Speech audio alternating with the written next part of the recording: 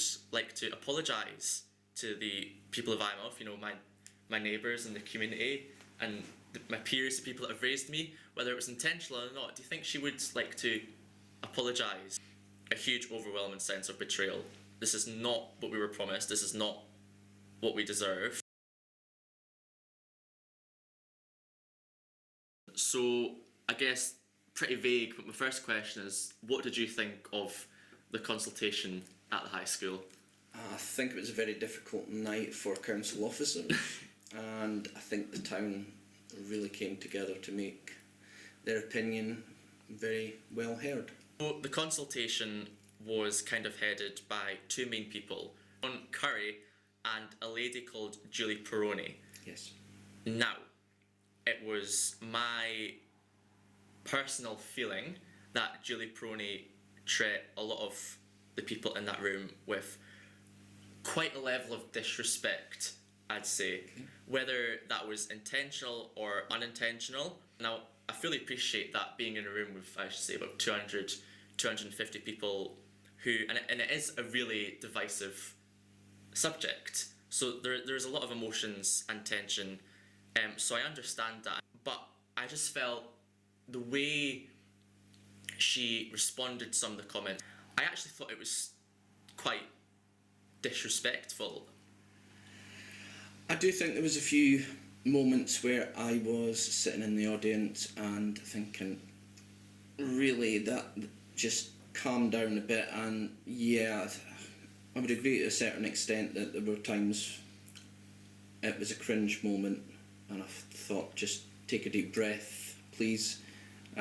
So I agree there were times where it came across like that. I don't know if that was the intention, and you're not the only one that felt like that. That was a comment made to me by a number of people after the meeting. It wasn't just one. And that's one of the reasons why I asked that, because do you think Julie Perroni would like to apologise to the people of Eyemouth, you know, my neighbours in the community and my peers, the people that have raised me, whether it was intentional or not? Do you think she would like to apologise for the way she came across? I really can't speak on behalf of Councillor Perroni.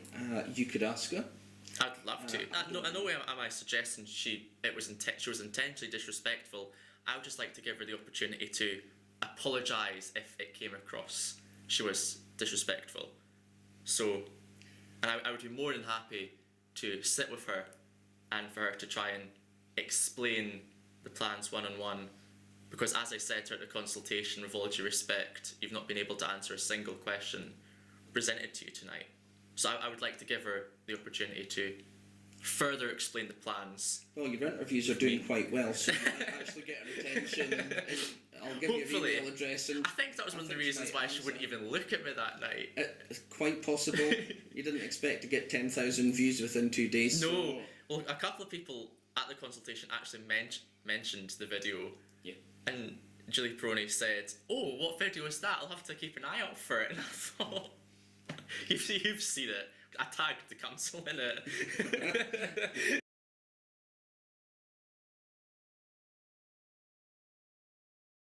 Well, it's quite interesting because the whole point of that consultation was for them to give us the benefits of what it will be. And I don't think they were able to do that. And it was actually my question at the end. I asked, can you provide any statistical evidence to prove that shoehorning a primary school into an existing building is going to be beneficial? And she could not answer it. The councillor could not answer it. Yeah. You know, in fact, and I noticed this, the only statistic she was able to give all night was how this is going to save Scottish Boroughs Council money. We asked, has there been a structural report for the building done? They said no. Is that not one of the first things you do? The architect hasn't even been to the school from when we spoke to him. We asked, are you extending the school? They said no. Well, we said, well, where are you going to put the art students? Or we're going to put them outside in a porter cabin.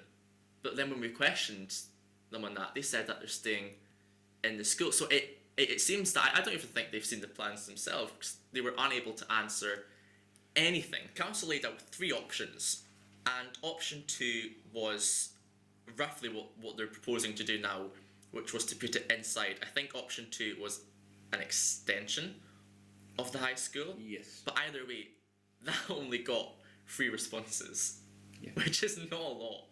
And yet, that's the option they went for. Well, I think Is that democracy?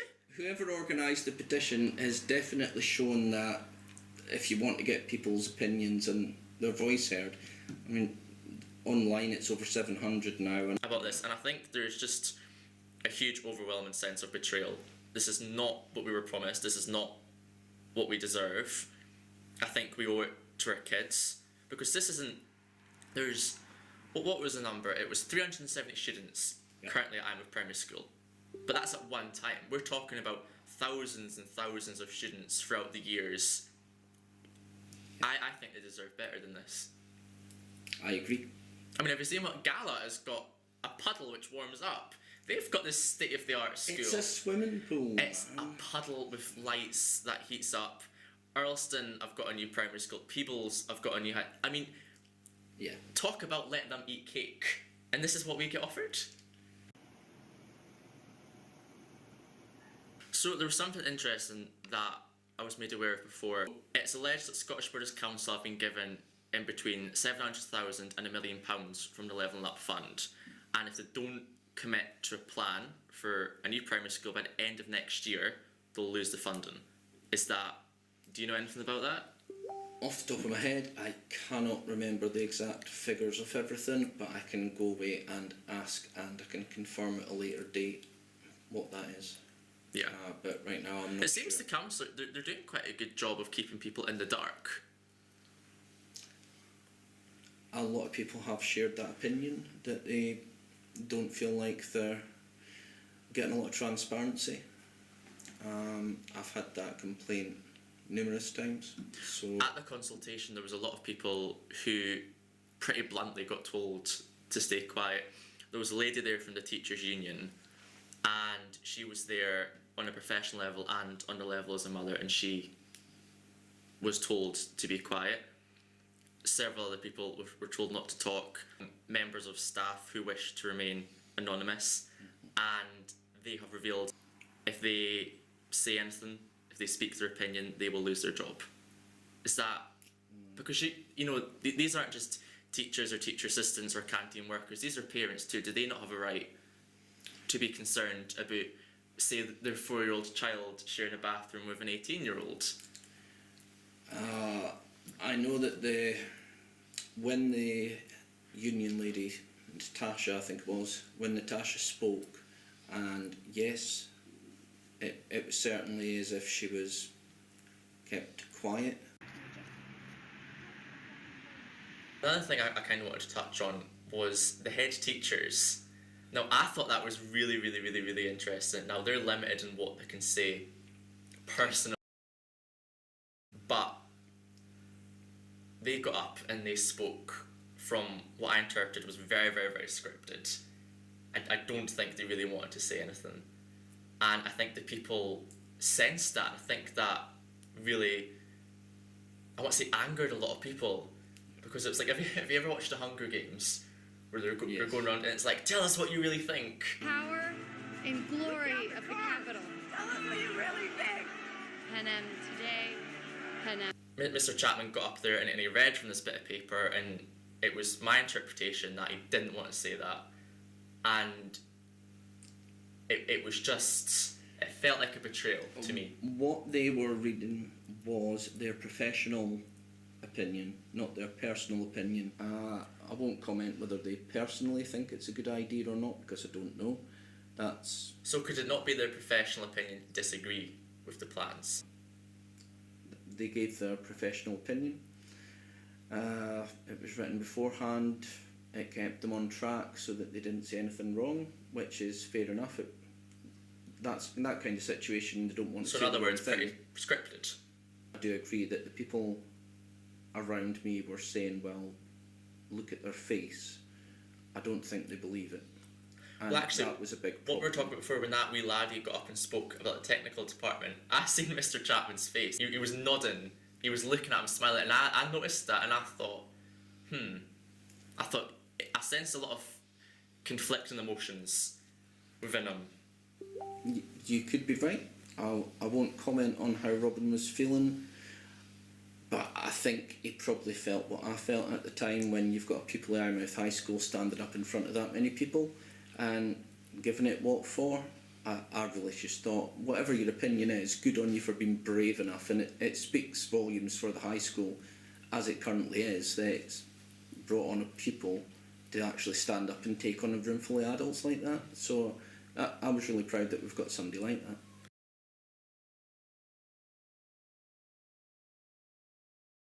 The current technical suite, not including art, not including bathrooms, toilets, the graphic room, which is huge, and the barn, which is enormous, is 427 square metres. And like I said, that's not including the barn or the graphics room.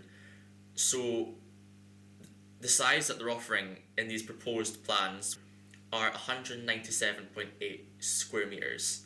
Yeah. So they're cutting that by an insane amount. And there was a high school student, I think he was in S3, I didn't catch his name, but I think he spoke really, really, really well. He's a technical student, and his question was mainly voicing his concerns for the technical department. He asked that if these plans go ahead and the technical department was to get shrunk, would he still have all the options he does now? And they weren't able to answer. I actually felt they were a bit rude to him. They kind of shut him down a bit, but I thought good on him, because he wouldn't. Yeah, I was quite chuffed that he stood up and asked the question. I thought it was fantastic. He was really brave in a hall filled with adults. That was I was really proud to have a kid that stands up in Eyemouth High and voices his opinion like that. He had really valid questions. I'm not sure they were answered. You're right about the shrinkage of technical, the boundary lines of what's on the plan, or indicative drawings, as the Munro referred to them as. That is the size. There is a reduction in floor space and a reduction in classrooms, even though they've not. And corridors as well. So Eyemouth High School is renowned for its huge, big, open hallways with natural light. So a plan I've seen, they're going to shrink that down by 3 metres, which if you look at it, that's like a lorry. That's really not big. And they're putting another 400 students in there, and they're actually shrinking down the school. But I will say that being in Eyemouth High School, a lot of the time, I'm back and forward for various things. When that bell rings at break time or lunchtime, those really wide corridors, they fill up really quick. Yes. So shrinking those corridors down, I wouldn't agree that was a viable option just to make space for anything, because those hallways are chocker when the bell rings. So we've spoke a lot about Eyemouth Primary School, which of course is the main topic. But what doesn't get taken into consideration a lot is, the satellite schools like Collingham or Reston, because they are going to be impacted by this as well, because they send their kids to Eyemouth. Are you aware that the 6th and 7th year students in Collingham Primary School are having a Zoom call with the architects and people from Scottish Borders Council for them to explain the benefits of the school? And somebody I know has been in touch, a parent has been in touch asking if they can go along, and they were denied access and told it was going to be a teacher supervising. Does that not give room for the council to persuade Well, the children? first he asked if I was aware. I am now. So you weren't aware? No. I had no idea that was taking place. That's interesting. And yeah, it's interesting because my son's in primary 6 at Colden. Are you comfortable with him being on a Zoom call with a teacher who is not allowed to give an opinion? I think I'd like to know more information about what the intention is behind that, because my boys are all going to be going to that high school, and I would like to see what information they're going to be given.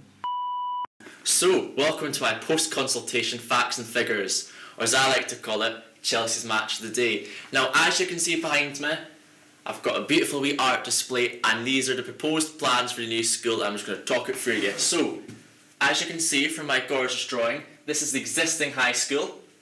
Very accurate, 3 floors. So here we've got the techie department. Now, the current techie department is 427 squared meters. Just about right. We don't need that. Cut that. Cut that. Under the new proposal, the new techie department is going to be 197.8 meters squared. As you can see, we don't need all that. Here we've got the corridors. I mean, Eyemouth High School is famous for its huge sprawling corridors. We don't need all them. We're going to chuck another 400 kids in there. What do we need muckle big corridors for? Get rid of all that. Under the new proposals, the corridors are going to be cut to about 3 meters, which, to put it into perspective, is about the length of the lorry. No very big at all. What else? Art department. Now, also on the top floor, we've got the high school's art department. Now, when we asked the council what was going to happen to the art department, they said, we don't know. They've got no idea. They're the ones drawing up the plans. But due to our own facts and figures, we figured out there's going to be a 75% cut in the art department. Not very good. So, if you follow me over here, I've got a of Eyemouth Primary School. Bit less fit. I see, it's good, isn't it? So, this is my wee drawing of the primary school. As you can see, again, very accurate. So the primary school's currently got 370 pupils. Now, the high school was built for a max of 500 pupils, but we're proposing that we put the 370 in here. Council's logic, no mine. How are they going to get in? Well, we've got the high school horticulture department. We don't need that. Cut that, cut that. Polytunnel? Who needs a polytunnel? Get rid of that. Honestly, with all this climate change stuff, those plants are going to be dead anyway. Who needs some? So, you know, I've spoke a lot about the statistics and figures, but what does that actually mean? Well, in comparison to other schools, here's our neighbour Earlston. Now, they've just had a fantastic new school. You should see their primary school. Now, Earlston has 125 pupils. Eyemouth Primary School has 370 to 400, give or take. Now, the budget for Earlston's 125 students was 16.5 million. You could build a primary school with that. Eyemouth's proposal was 16 million. But how does that actually work? So, I'm going to show you. Here's my mathematical bit now, try and keep up. So, oh, my pen's dying. £60 million. That's about, give or take, £40,000 per head. Taking into consideration I'm with 370 students, that's £4,000, give or take, per head, face value. Earlston's 16.5 for 125 kids, that's £132,000 per head. That's a £92,000 per head difference per school. So another thing the council said was that Eyemouth Primary School is going to be its own defined space. Well, from a safeguarding point of view, that makes a lot of sense. But then they went on to say they were going to be sharing facilities. Gym facilities, canteen, toilets, changing rooms, hallways, open spaces. That's not a defined space. What they're actually doing is they're shoehorning an existing school into a building which is not fit for capacity, and it's not even fit for the students it's got now.